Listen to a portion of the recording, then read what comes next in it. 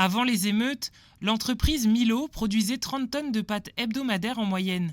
Cette semaine, elle sortira 36 tonnes de denrées de son usine, une hausse bienvenue pour cette société locale de 13 salariés qui a dû se réorganiser pour maintenir et augmenter son rendement. On a repris une production normale il y a 2 semaines et nous avons depuis le milieu de cette semaine même augmenté la production en rajoutant le samedi. Il faut savoir que notre organisation normalement c'est 5 h du matin, 22 h.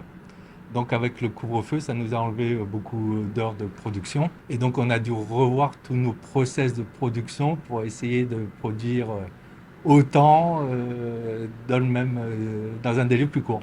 Cette amélioration de rendement va aussi de pair avec la hausse de la demande de plus en plus forte des Calédoniens, selon le directeur. Une surconsommation sûrement des gens due au manque de riz, qui a été pendant un moment, et nous on était les seuls à produire.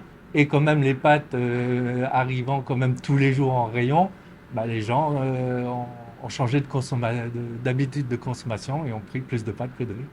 Si cette hausse est réjouissante, elle ne permet pour l'instant que de rattraper le retard des 2 derniers mois. Au mai et juin, on a perdu 70% de notre chiffre d'affaires. Juillet, normalement, on devrait faire un mois normal. On a estimé que la hausse, si elle se maintient, il va nous falloir 4 à 5 mois pour rattraper notre perte de mai-juin. L'entreprise nous a également affirmé ne pas avoir augmenté ses prix. Elle présage que les Calédoniens seront tout de même plus nombreux à acheter des pâtes au même titre que du riz dans les prochains mois, une conséquence de la précarisation des ménages depuis le 13 mai.